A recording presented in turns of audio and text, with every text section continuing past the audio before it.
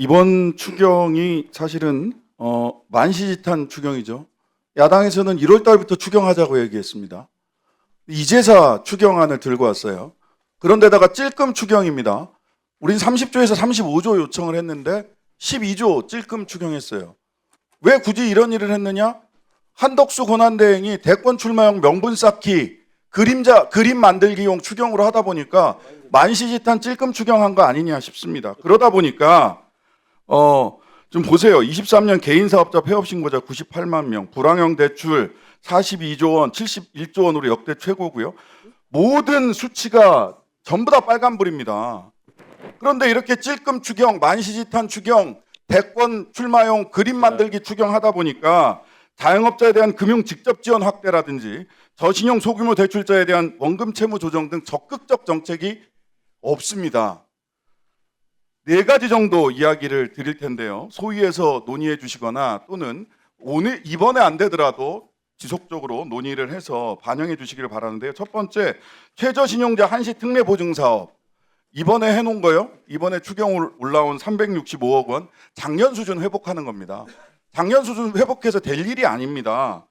추가 증액이 필요합니다. 이 부분은 반드시 이번 소위에서 논의해서 추가 증액해 주셨으면 좋겠어요. 두 번째는 캠코 소상공인 자영업자 채무조정 프로그램 일명 새출발기금입니다. 이번 추경에 아예 포함되어 있지 않습니다. 24년도 기준으로 보면 3월에 전액을 캠코에 출자하고 5월 정부 예산 소진될 만큼 시급한 소상공인들에게 시급한 사항인데요.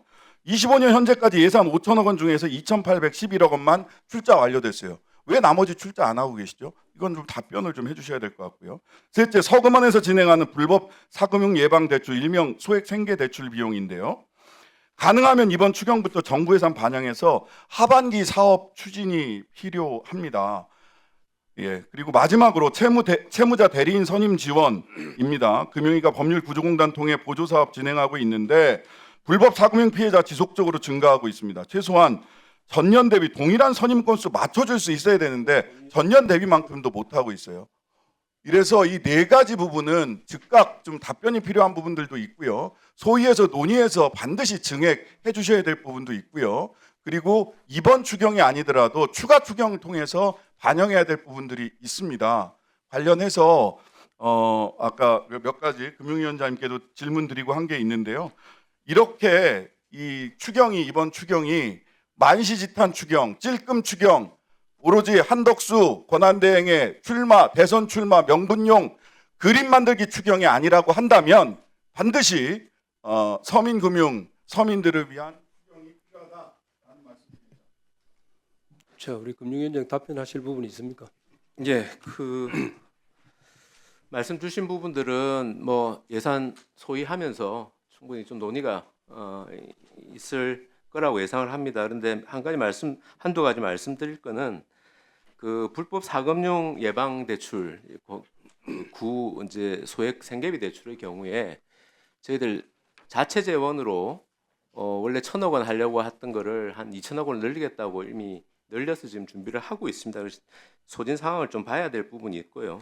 그다음에 새 출발 기금의 경우는 미출자 금액은 적정한 시기에 출자가 될 거고, 그리고 지금 올해 이 추경이라는 것은 기본적으로 올해 집행되어야 할 사업입니다. 근데 새 출발 기금의 경우에는 내년도 예산에 충분히 반영을 해도 이 사업을 운영하는 데 크게 지장이 없다는 저희들이 판단이 있었다는 말씀드리겠습니다.